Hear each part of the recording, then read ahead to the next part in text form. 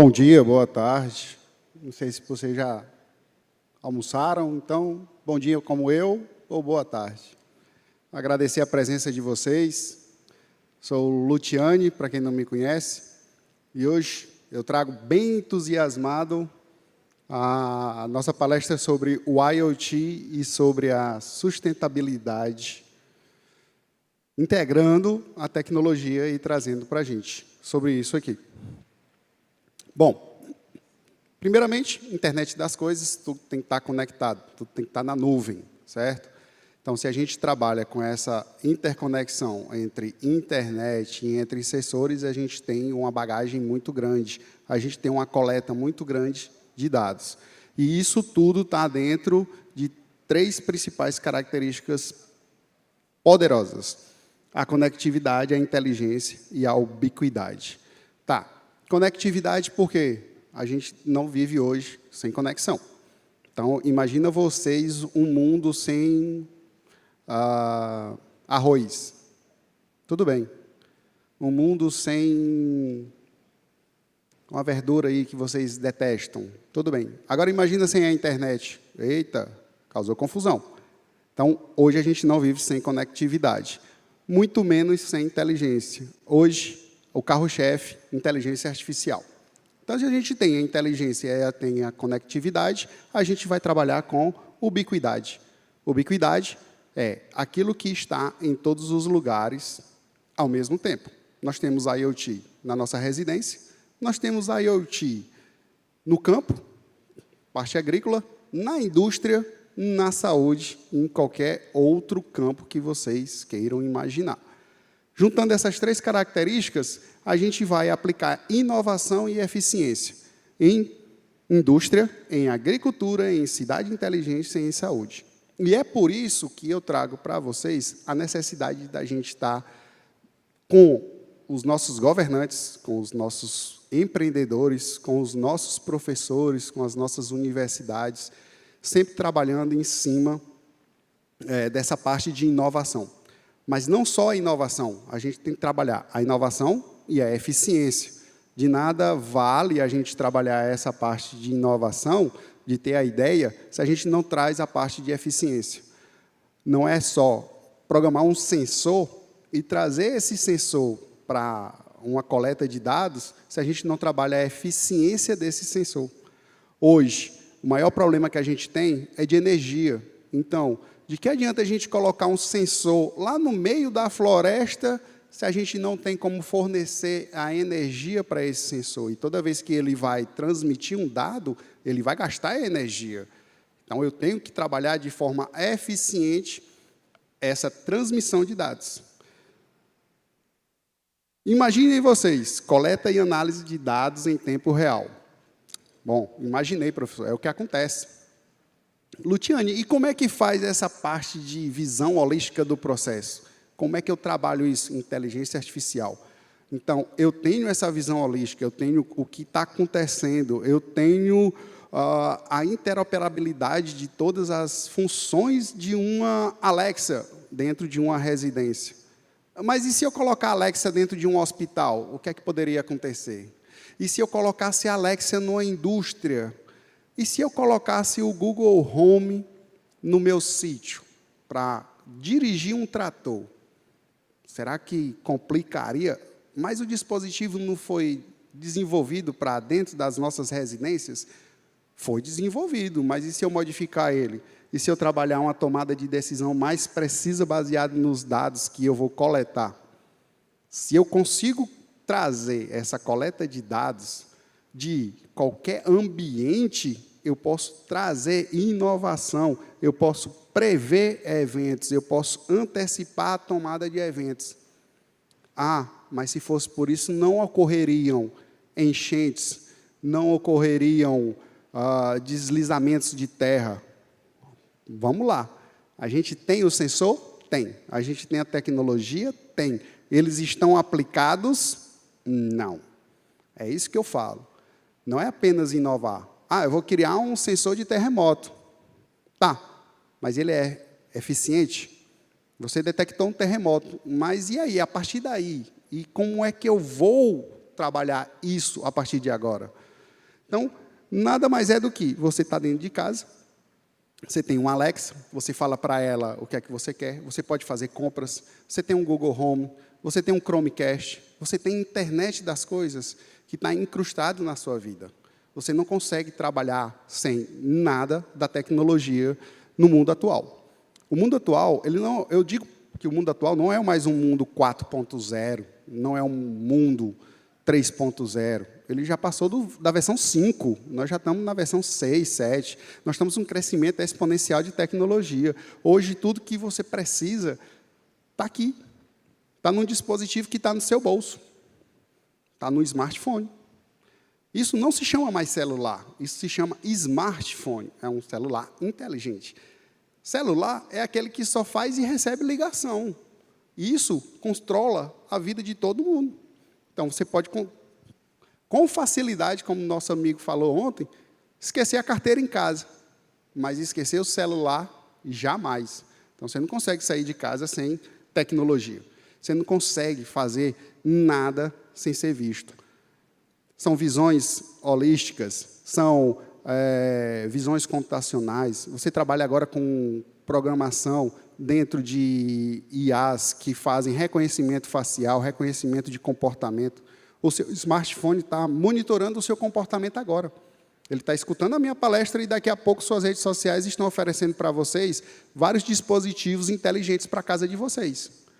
Então, a partir daquela porta ali, quando você abrir sua rede social, o Instagram, o Facebook, não se assustem se tiver aí uma propaganda de um aspirador de pó inteligente ou um telefone mais sofisticado que o seu, ou até um relógio, ou oferecer consultas médicas à distância para vocês. Se você for do agro, ele vai oferecer outras funcionalidades a mais para vocês também. Isso tudo trazendo conforto e trazendo inovação para dentro das residências de vocês, certo? Então, é um mundo que está interconectado. Otimização de recursos. Vamos lá, eu preciso otimizar o uso de energia, eu preciso otimizar o uso da água, eu preciso otimizar recurso de tudo. Mas, se eu faço essa otimização através de máquina, através de inteligência artificial, aí vem aquele medo. Meu Deus, a máquina vai substituir o homem. Eu jamais disse isso. Eu jamais defendi isso. O homem não vai ser substituído pela inteligência artificial.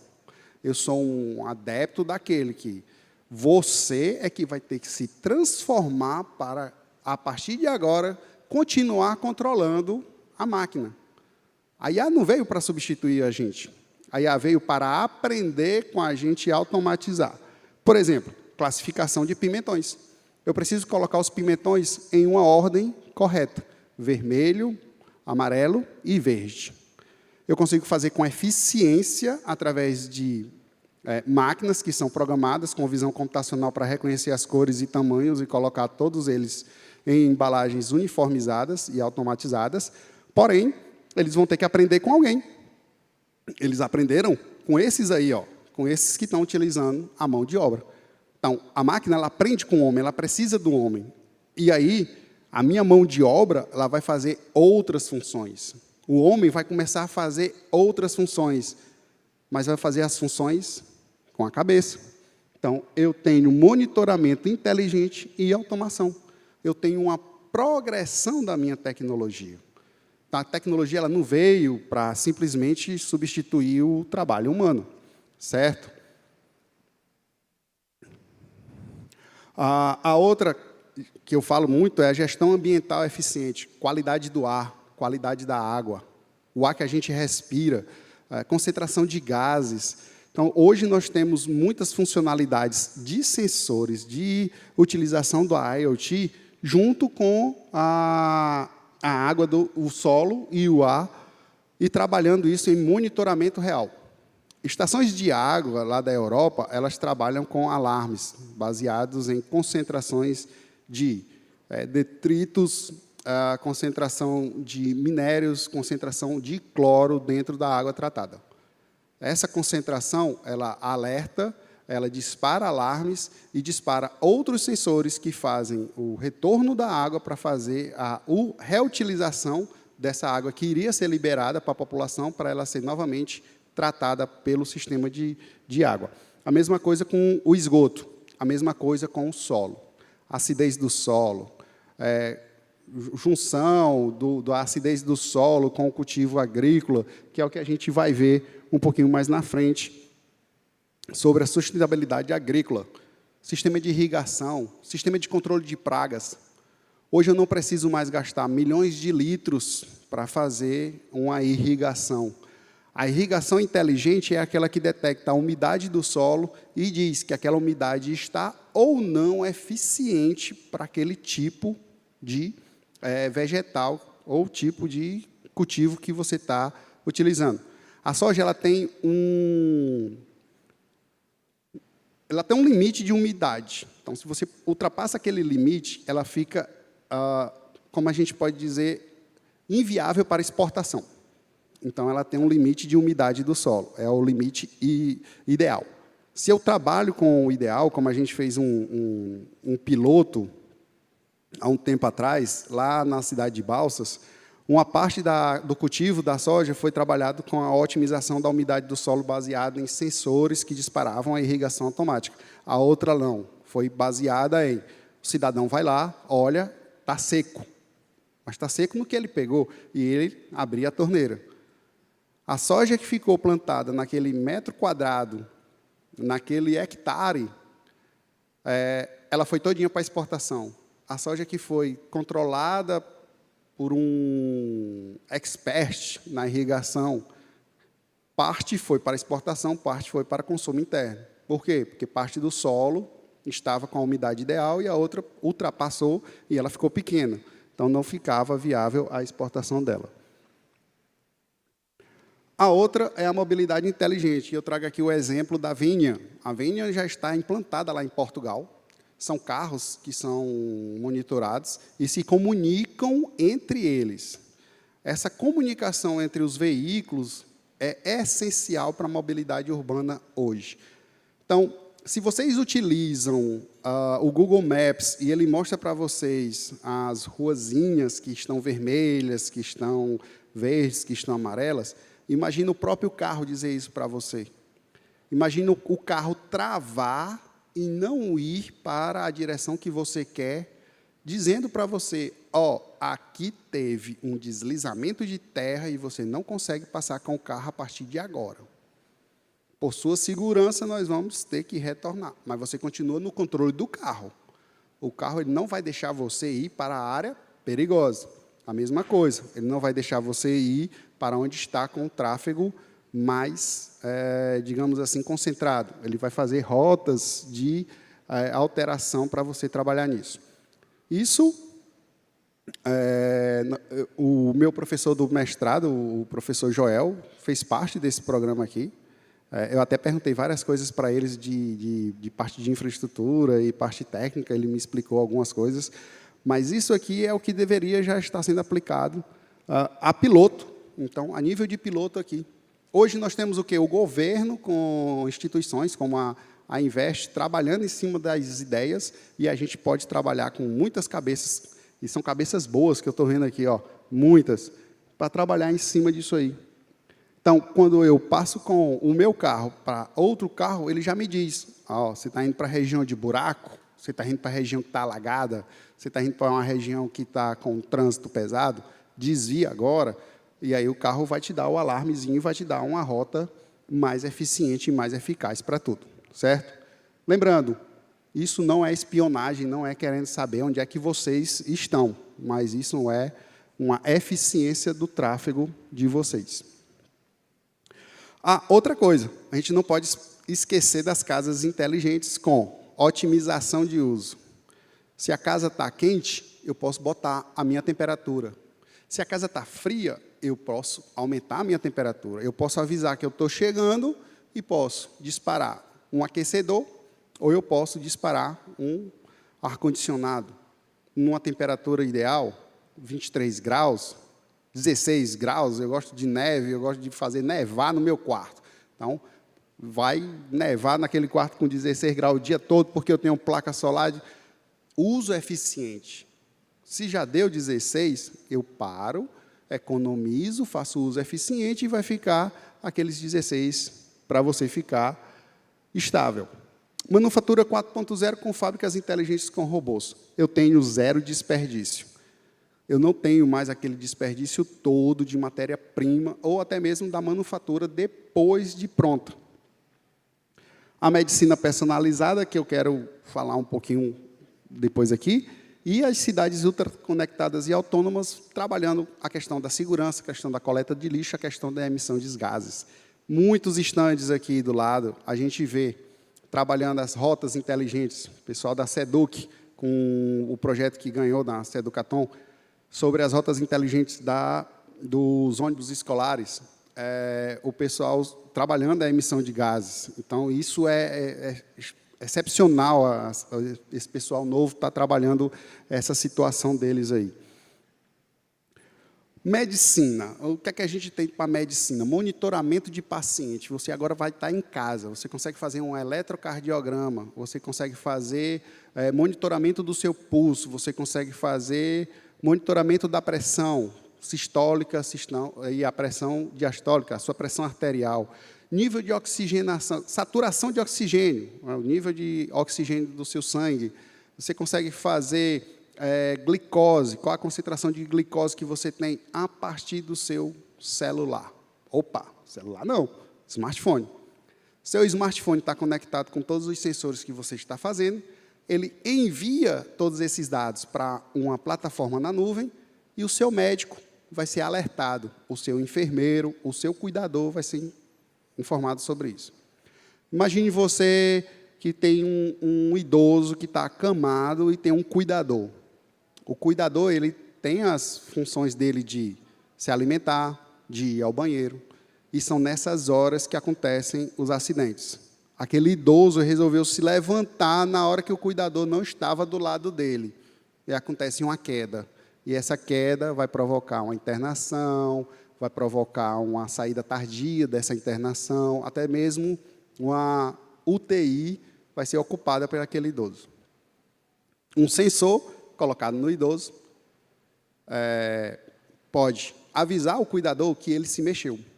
Ah, ele se mexeu na cama? Não, ele se mexeu de maneira que o meu acelerômetro indicou que ele ficou em pé. Mas como é que ele ficou em pé? Se é para ele ficar deitado? Então, o cuidadoso já vem e já toma as devidas providências para evitar um acidente. Isso a gente fez em sala de aula. Outro, vamos monitorar todos os dados, vamos coletar muitos dados, vamos coletar milhões de dados. O paciente está internado na UTI e a gente vai agora olhar para o monitorzinho de vida, o monitor vital, com todos aqueles dados sendo coletados em tempo real, sendo jogado na nuvem através de visão computacional. A partir daí, em um estudo prospectivo, eu consigo prever, opa, ele vai desenvolver uma injúria renal aguda, ele está indo para uma diálise, esse daqui está indo para um possível infarto. Então, essa predição de dados é tudo baseado dentro da medicina. Esses dados e esses estudos, a gente fez pilotos deles. Então, não é uma coisa assim que eu estou dizendo que é mirabólica. A gente tem projetos pilotos baseados nessas teorias que precisam ser estudados e precisam ser aprofundados em cima desse tema. Mas não é só trabalhar a internet das coisas. A gente tem desafios. O que está sendo feito agora está sendo feito com o desafio da segurança cibernética. Ao mesmo tempo que temos boas cabeças trabalhando em cima disso, nós temos as más cabeças que trabalham para destruir o que é construído. Imagine você que tivemos carros autônomos invadidos lá na Europa, que foram hackeados e que foram travados no meio do trânsito, provocando um engarrafamento de 10 km por hora. Então, quem passava em uma determinada região recebia um ataque de negação de serviço em cima do carro que estava conectado na Wi-Fi e que causaram um congestionamento enorme de carros autônomos. Segurança cibernética. Não só em carros autônomos, mas em qualquer dispositivo de vocês. Tivemos episódios nos Estados Unidos que um apresentador de televisão ele falou em voz alta: Alexa, compre uma casa de boneca para mim. Foi a maior venda de casa de boneca dos Estados Unidos. Por quê? Porque a Alexa ela não estava preparada para a voz do dono, ela estava apenas para a voz. Então, foram milhões de casas de boneca vendidas em todos os sites, principalmente na Amazon. Não sei o retorno dessas casas de boneca. Padronização e interoperabilidade. Eu posso desenvolver o meu padrão, eu posso desenvolver o meu equipamento, mas o meu equipamento vai se comunicar com o seu? Maior dificuldade das casas, as casas residenciais que são automatizadas hoje é a interconexão. É o que eu chamo de trabalhar o protocolo de comunicação entre esses dispositivos diferentes. Então, isso é problema. Não é só desenvolver, mas é também trabalhar o que já está desenvolvido. Outra é a ética e privacidade. LGPD. No Brasil, nós temos a Lei Geral de Proteção de Dados. Precisamos trabalhar como esses dados ficarão seguros, como eles estão guardados na nuvem. Hoje, nós temos casos de invasão de sites, de invasão de repositórios de dados, e é preciso trabalhar em cima disso. E a pegada maior é o acesso e inclusão. Por que a pegada maior é o acesso e inclusão? Esse aqui foi um testezinho, trabalhando em cima de uma placa Mega, para abrir a porta com um código. Esse código é no teclado, tá? Controlando o relé. Então, esse touchzinho aí vai controlar lá e abriu a porta. Tá, e se a pessoa que estivesse abrindo a porta com o teclado, ela não tivesse como usar os dedos? Pode usar a voz. E se ela não tivesse como usar a voz? Pode usar o rosto. E se não tiver como usar o rosto? Pode usar qualquer coisa que você conseguir imaginar para abrir a fechadura. Ao invés de utilizar um teclado, você utiliza uma câmera, você utiliza um comando de voz, você utiliza um gesto, você utiliza uma passada, uma pressão em um sensor. E é isso que vocês têm que pensar. Não só assim, mas você pensa assim. Você pensa em identificar o mundo real, para quem não consegue ver o mundo real. Isso aqui, ó, é aqui em Teresina. Isso aqui é no laboratório de um carinha ali que tem uma mente assim, uma cabeça aberta até...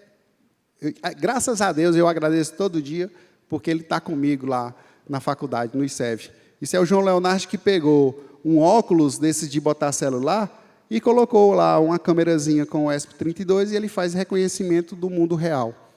A partir daí, nós vamos trabalhar de traduzir essas imagens para som e colocar à disposição para os deficientes visuais. Já imaginou isso aqui na rua com os deficientes visuais? Vai dizer que tem um buraco, que o sinal está fechado, que está vindo o carro, que tem 10 pessoas vindo na sua direção, qual a velocidade desse carro, qual é a faixa de pedestre, qual é o ônibus que está chegando para ele pegar. Isso é o que eu chamo de pensar fora da caixa. Não só isso, mas tem várias coisas. Por que não fazer visão computacional para construir cadeira de roda para pets? Por que não usar a visão computacional para identificar padrões e afirmar para quem está usando aquele equipamento, para quem está usando aquele dispositivo, trabalhe em cima da direita e não da esquerda. A sua direita está mais desenvolvida que a esquerda. Fisiculturistas, vai para frente da câmera, a câmera vai identificar e vai dizer, você está trabalhando mais a sua perna direita que a sua perna esquerda. Um competidor de judô, um competidor de futebol, então todos eles estão utilizando isso aí, certo? Esse projeto aqui é um ESP32, que vai trabalhar o uso eficiente da energia elétrica. Então, ele vai saber quanto que aquela lâmpada está consumindo de energia elétrica, quanto que a sua casa está consumindo de energia elétrica, vai emitir avisos para você e vai dizer, olhe, tem alguma coisa errada que está puxando energia demais. E aí você pode tomar as suas decisões ou trabalhar em cima das decisões autônomas desses dispositivos que estão lá, certo? não é somente a placa elétrica que vai trabalhar, é a economia de energia. Não é placa fotovoltaica, não é placa de inteligência artificial. É você que vai dizer para os dispositivos aonde é que você quer a economia. E aí eu deixo aqui uma pergunta para vocês. Que tipo de futuro queremos construir com a ajuda da internet das coisas? Temos muitas ideias e temos mais ainda desafios para superar essas ideias. A visitação aqui do lado mostra para vocês como as ideias elas estão assim, dando um boom, estão explodindo. Está saindo a ideia aí que, puxa vida, como eu nunca pensei nisso antes. Então, as cabeças hoje estão pensantes. Mas a gente vai guiar na construção de uma humanidade, de uma sociedade melhor para gerações futuras, como? Na sustentabilidade. Como é que eu vou inovar com sustentabilidade, com economia, com tudo, certo? E aí eu deixo agora meu muito obrigado, tá? Quem quiser fazer alguma pergunta, pode ficar à vontade. Acho que tem alguém aí embaixo com o microfone, alguma coisa.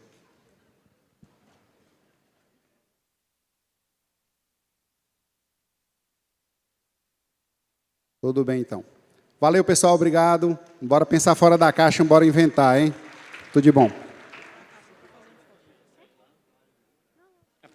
Bora, pessoal, fiquem em pé para fazer a volta. 1, 2, 3 aí.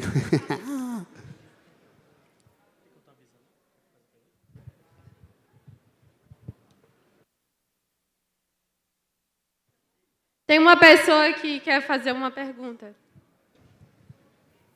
Aqui em cima. Achou? Não viu, não. Aqui, ó. Pronto, eu queria saber se, com o cálculo do gasto da energia, como estava no aplicativo, também vai ter como ver o valor que tem que pagar daquela energia. Com certeza. Eu vendo o cálculo, ele já te diz quanto é que vai sair a conta de luz para você, no final, no meio do mês, você desligar seu contador. Daqui para frente eu não posso gastar mais nada, então eu desligo logo lá. Ou então, em vez de usar o meu contador, eu posso usar o próprio Smart Grid que eu fiz no celular e dizer, olha, direcione somente para o que é vital, a geladeira. O resto você pode cortar, porque não tem mais ar-condicionado para o resto do mês. E aí você pode contar isso tudo e a configuração que você diz, você pode dizer quanto tempo eu tenho de ar-condicionado durante a noite, desligou o ar-condicionado, ele pode ligar o seu ventilador a partir de 30, 40 minutos depois. Então, a gente tem isso também, já piloto feito a nível de maquete, vamos supor assim, a nível de maquete. Muito obrigado. Por nada. Outra foto? Bora. Bora que tem outro palestrante ali para vir.